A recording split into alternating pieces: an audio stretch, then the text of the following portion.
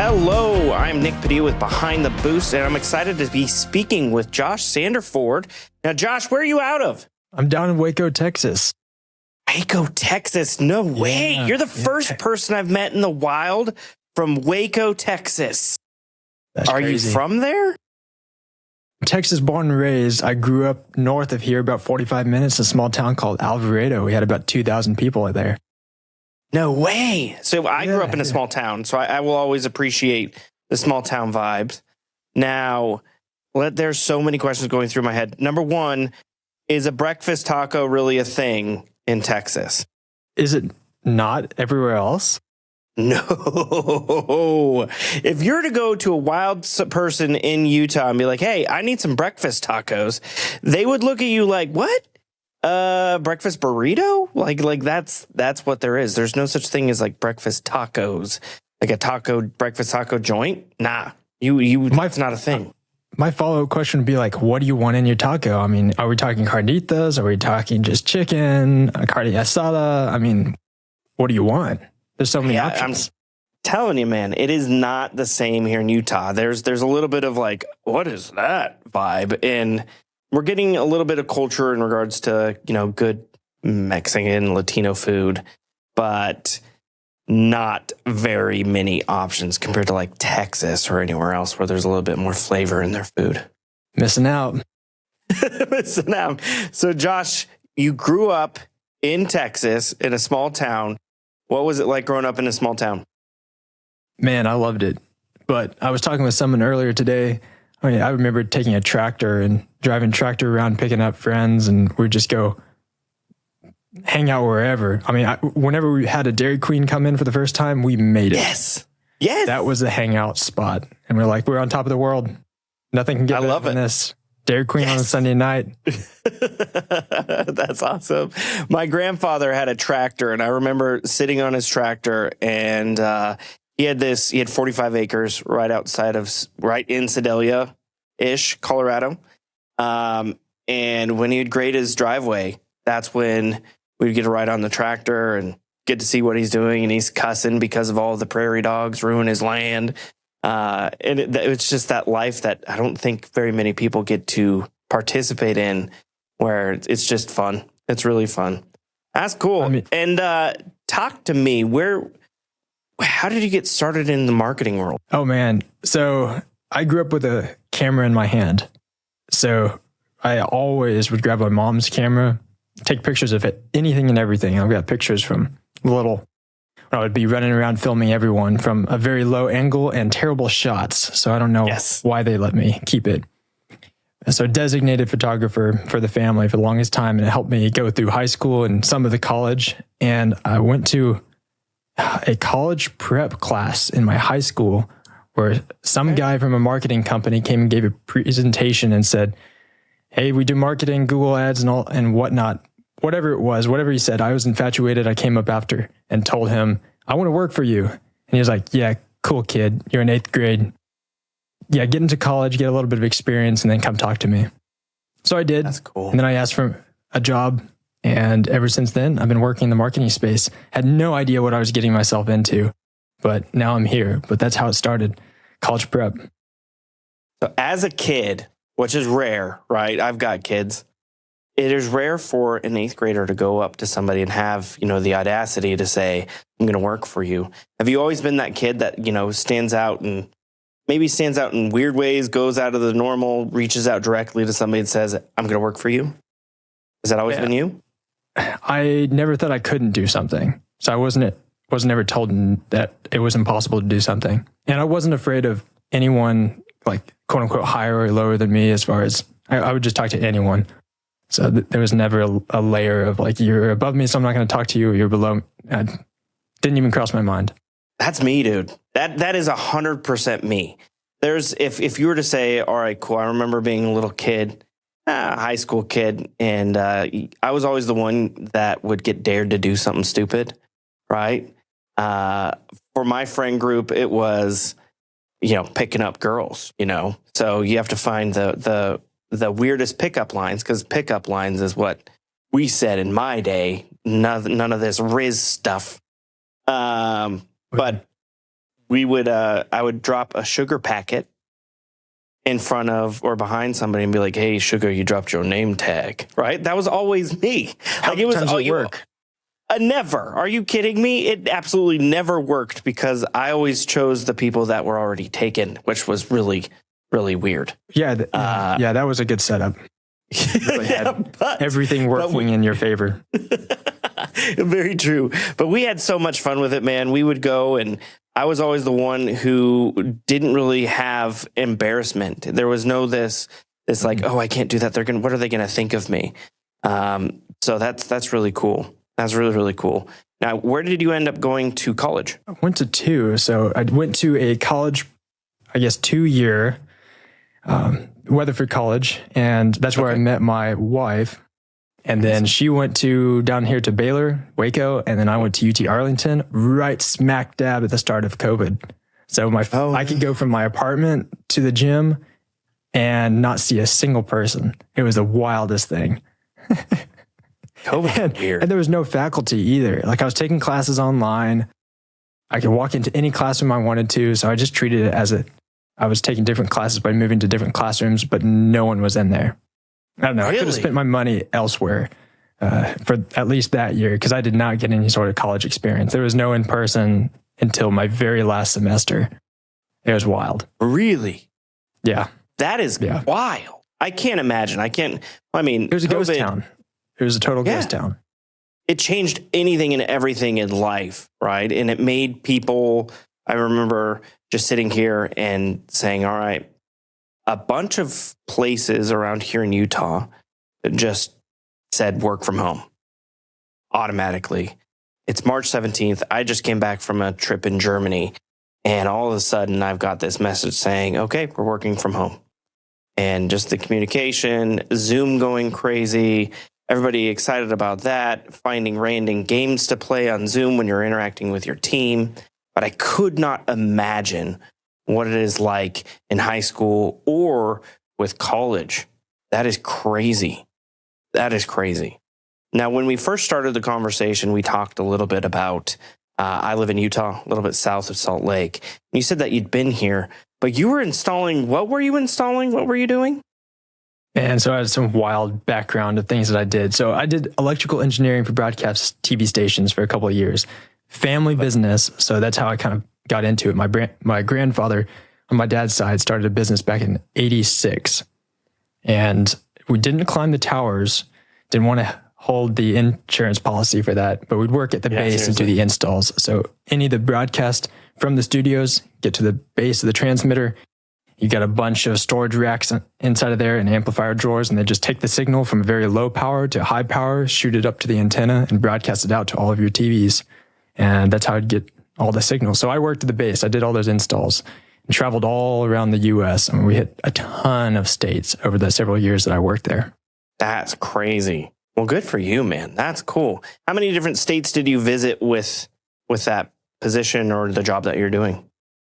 Oh, probably 30. That's got to be fun. I mean, getting started off doing that's got to be fun to see the world, let alone the states. We'd spend quite a bit of time in each one of the states too, probably a 2 to 3 week install total, maybe a week or two in one location, and then come back for the actual turn on and installation, start up the transmitter. How did the world evolve around that, right? Like that's TV and broadcasting. Is that still relevant in today's world? It is. It's wild that it still is. I am surprised about it all the time because I'm in this digital realm of like, okay, everything over the internet. But time and time again, there keeps on being more and more money poured into these things. Part of it is because everyone needs to have access to it, and the internet to some extent is a little bit harder to get access to in certain locations. Mm-hmm. And then having kind of the freedom of communication else everywhere, and things like weather services are kind of important. So that still exists for that. I think football and sports are still a huge thing. Maybe late night shows and stuff like that. That's cool. But that's cool. Yeah, the tell me your next install was. Wait, biggest install. Yeah, well, the biggest process for that was switching from analog to digital. So when that whole thing happened, the FCC did a huge infusion of cash, And so that created a lot of work for a while. What years was that? Let's see, 2018 is probably when that started and has still been going on until now. I can't believe that's just happening now. That doesn't make sense, right? That's crazy. Well, tell me how that turned into what you're doing today, and tell me what you're doing today. Well, the quickest transition is my wife and I decided that I shouldn't be traveling 3 weeks out of the month. And so before getting married, we're like, okay, let's find a job in which I'm home a lot more. So I did a full 180 and chose a job where I'm here at the computer pretty much all the time. Smart man, dude. Smart man. There's nothing. I travel a lot for work, and you definitely will hear about how often you have to travel. It's not easy on a family, on kids, on a spouse. It is not easy at all. So what are you doing today then? I'm a lot in the high level world. So I probably split between 3 different, sources of income, businesses. One is there's a company in Fort Worth that I do kind of full-time Google Ads, SEO, and Go High Level installation for. And then I run a Go High Level SaaS myself. We work with basically anyone I can do a handshake with here in the local area. So most everyone are people I see at my church, my farmer's market, grocery store. And then I've just now ventured into the world of some of the high level affiliate stuff. Now that I've had a few years, since 2021 is when I started with high level stuff. Have a few years underneath my belt. You definitely started when they were young. When it was a completely different platform, for sure. There's absolutely limited options. Yeah, I can't imagine. The crazy thing is what they've developed and turned it into. I'd love to talk about these 3 different fields or these 3 different funnels that you've got here. The first one that you've got where you're helping companies with their Google Ads, their SEO. How are you doing that today? Tell me what your basic rundown is, what product you provide, how long you've been doing that, and your success. Yeah. So the company is Ardent Creative. They're a great company, and they're the one that got me started into the marketing space in general. So huge thanks to like Brad and David. And then James Cannington was the one that told me, hey, you got to go all in on high level. So he told me to do it personally, just outside of working for them too. So as far as the Google Ads side, I was trained by another guy, Wes, that used to be there. And he just taught me how to build Google Ads campaigns and run them for clients. And we have been running some of the same client campaigns for probably 7, 8, 9 years. I mean, they've been going for a long time. And then from the SEO side, I mean, it's just about any tool, whatever the best tool out there that we can get our hands on. We just try everything in order to try to adjust it to our clients' needs. Of course, with this whole AEO and all these buzzwords going around as well. Some more and more people are talking about it, but in practicality, a lot of the things are kind of the same. That is a very funny topic. Over this last month and a half, I went to MozCon in New York. Great conference. Some of the best speakers that I've been to. I don't know about it. MozCon is really cool. So have you heard of Moz? Yes. Yes. So MozCon is by Moz. It's a conference that they do. A lot of SEO nerds get together and flex about how much knowledge they've got. There's a lot of peacocking and posturing about what people have achieved and how they do it. But some of the presenters are so freaking good. It is crazy to see. And one thing that I loved is there was one lady, and I got to remember her name, but she went up and said, you know what? There are algorithm updates that come out every month, every 2 months that change the SEO industry. Whether or not it's the bird update, the content first, hummingbird, panda, penguin, whatever it may be, these algorithm updates come up, but SEO still survives. We've heard SEO is dead since I started in 2009. But the newest wave that we've got to get used to is AI. If you're searching somewhere, whether or not it's Google or anywhere else, you still need to optimize your website. You need to make it to where it's visible for anybody and everybody that's there. So yes, you are 100% correct. AIO, GEO, AEIOU, whatever it may be, they're always going to be the same. It's just search engine optimization. And when you do it correct, those are the things that don't die. So that's so cool. How many customers are you guys managing? I wouldn't be able to tell you exact. I mean, I probably touch 15 clients a day, and it's a pretty large scale. So they do anything from logo design to large web development and custom builds, copywriting. And so I touch just in my lane is where I try to stay. Smart man. Very, very smart man. Right? When you've got a well-oiled machine like that, there's a reason why scalability, processes, SOPs are so valuable. So that's very cool. Now, inside of high level, tell me this next funnel that you are doing. Yeah. So I was pushed onto it by I got James Kennington, part of the team, and he just told me this is a good tool. And in my mind, it was simplifying all the other software platforms and putting it in one. So I came from it like, I'm going to save people money. That was the biggest thing for me. I didn't know about any of the ClickFunnels world. I didn't know about a CRO outside of just our websites we were building. And so I came to a lot of friends and family members, a lot of photographers from my background, and said, hey, I've got a platform I can give you. It's cheaper than probably all the rest, and you can do everything in one. That was my entire pitch, and got our first client probably it was May 2022. My wife and my wedding planner. And then since then, it's just someone tells someone else tells someone else, and then we've just grown from there. So I try not to spend a ton of time actually working in that business. A lot of it is completely automated. So our onboarding is automated, our tech support's on like automated. So I don't have to spend a ton of time actually in the business. And it makes it a lot more fun because now on the affiliate side, I just do tons of live streams all day and just get to help affiliates and people interested in building high level agencies all the time. That's so cool, man. What's crazy is I go to a lot of conferences, and there's certain conferences that you go to, and it's like, oh, okay, this guy's a businessman, this lady's a businesswoman, very formal, very robotic. But then you go to that conference, you got people live streaming, you got somebody rapping in the corner, somebody's drawing random things, and you're just like, what is happening? But the energy and the excitement and what people are able to achieve on the affiliate side is beautiful. There's some people here who are trying to learn and understand about what affiliate is. Help them understand what affiliate is on the high level side. Yeah, I just think it's education, and I love to come at it from the standpoint of I've done something. Let me take that, package it, simplify it, and show you how to do the same thing. Yeah, and that's just my approach. Other people will take different approaches based on their experience. But for me, it's like I can speak to local agencies and individuals that just want to have maybe 30, 40 personal clients that'll cover all their life expenses and a little bit more.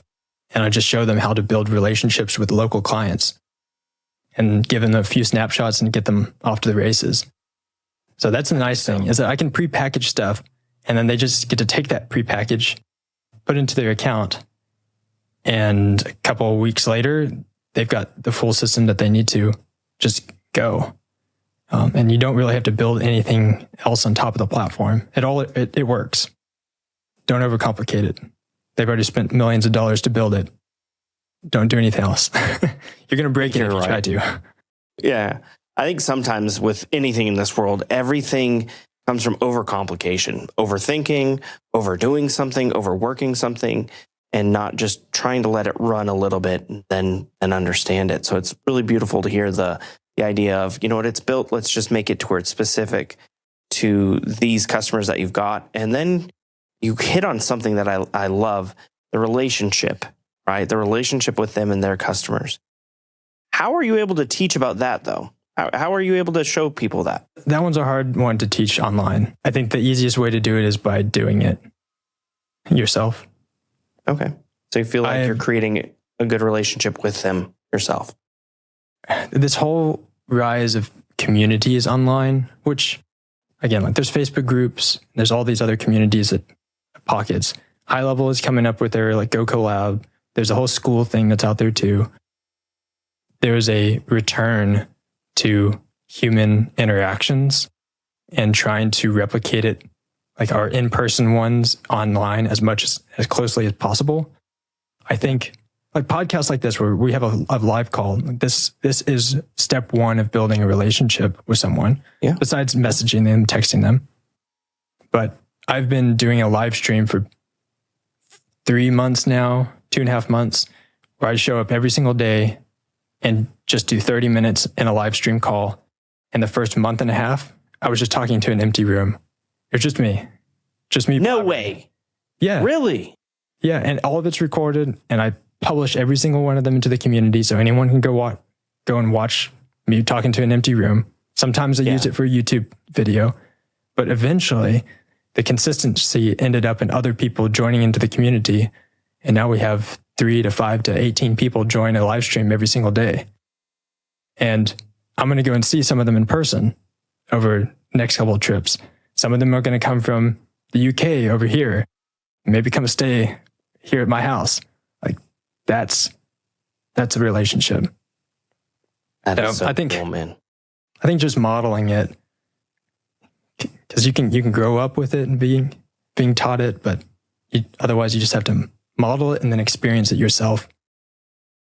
And a little tidbit for getting clients.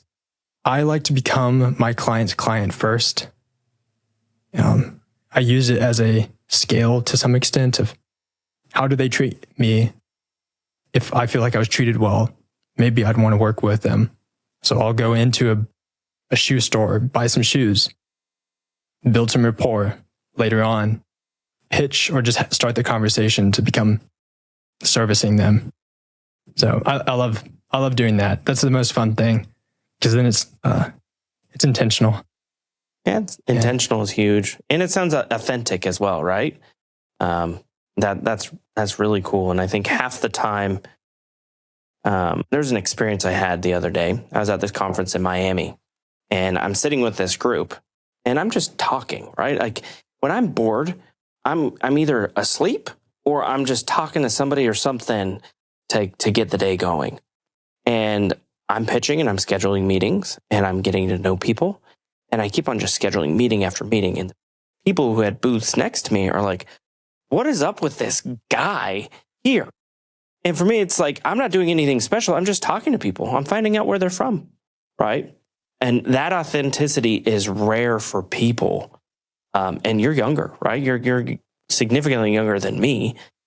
But the fact that you can create those relationships is what makes it to where you're trusting. Then makes the consistency that you've got of every day, even when it's uncomfortable, that is huge. That is so huge. How do you keep the energy for that? Is it a secret sauce? Is there a laziness to Josh? Or is it just like, dude, I like this. This is who I am. How do I keep the consistency? Yeah. Man, I don't know if I'd say that I'm consistent. But I'll say this. Creating content every day to an empty room, right? And you did that for how long? 2.5 months, or like a month and a half of doing it before people started showing up. Exactly. So in my opinion, that is consistency, right? Getting up and not, it's there. It is 10 times easier to listen to the critic in your head than, getting up and doing it, right? If trust me, there's been plenty of times where I've said, you know what, I'm going to go to the gym today. Right? There's plenty of those times when, life can get a little bit crazy. But you've found consistency. How did you make it to where you were going to get up every day and do those recordings? I put them on a public calendar. No way. Yeah, so That's anyone crazy. could join. And people started getting alerts on a consistent basis that, hey, this call is starting. And so I knew that at any point someone could show up. And if they tried to show up and I wasn't there, then I wasn't there. That's so smart, man. That's so smart. And that's how you create an accountability for yourself. I love it. I love it. I think this has been really, really cool to hear about your story and what you do. Tell me about what you're currently doing to help your customers, what your next focus is going into 2026. I'm in the process of recording version 2 of Josh's unbranded high-level videos. I've got 83 videos that I'm in the process of recording. Okay. Last year, by happen chance, I posted one video in the high level official community and it went viral. We came back from a Yellowstone trip and had 1,000 comments in like 2 or 3 hours. And it was a video I had already recorded for my clients' internal use. And it's supposed to be client facing. So it trains your Go High Level SaaS clients how to use a high level platform without exposing that it's high level. And I published it in a Google Sheet for free. And anyone can download them. And so I got to do version 2 because, as we know, high level is always changing. Yeah, it's always evolving, right? They're always adding new products. I'm working on that. Just slow and steady, sit down and record a bunch of these videos so that people have some good resources to use. So that, and my wife and I are getting a dog after our Thanksgiving trip. So that'll change our life a little bit. It definitely will change your life a lot bit. Not a little bit, a lot. But what kind of dog are you going to get? This is an investment, man. Man, golden doodle. She's pumped. Yeah. I've got a golden retriever. That thing has endless energy. Imagine you dedicate an hour and a half to walks, running with it, fetch, whatever it may be, and it's still there just staring at you saying, I want more. It is this garbage disposal of energy that does not stop. You are going to love it because you seem like more active on my side. It's so difficult because of how much I travel. It is so hectic sometimes where I'm like, man, this guy, he's going to kill my family with the amount of energy he's got. How are we going to do this? But dude, there's nothing better than a dog, and they will always love you and appreciate you, and they can't wait for their treats and their belly getting scratched. That's cool. Was that? I don't know if you're... That is thunder. It is storming over here, and that was a pretty impressive flash of lightning. That is too bad I have these lights here, otherwise you would have seen it.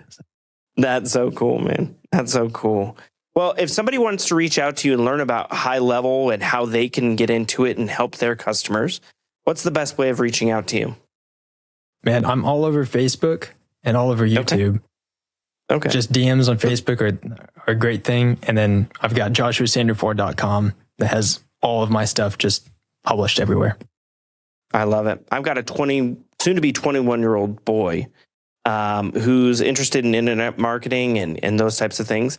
If you were to give him a piece of advice in getting started, what would you give him? In getting started, I would spend a little bit of time working for some other small businesses. Like I would work in it, even if you just asked for a week of time to see how the business operates. Yeah. Because most of these digital marketing agencies and individuals don't have much time in other people's businesses.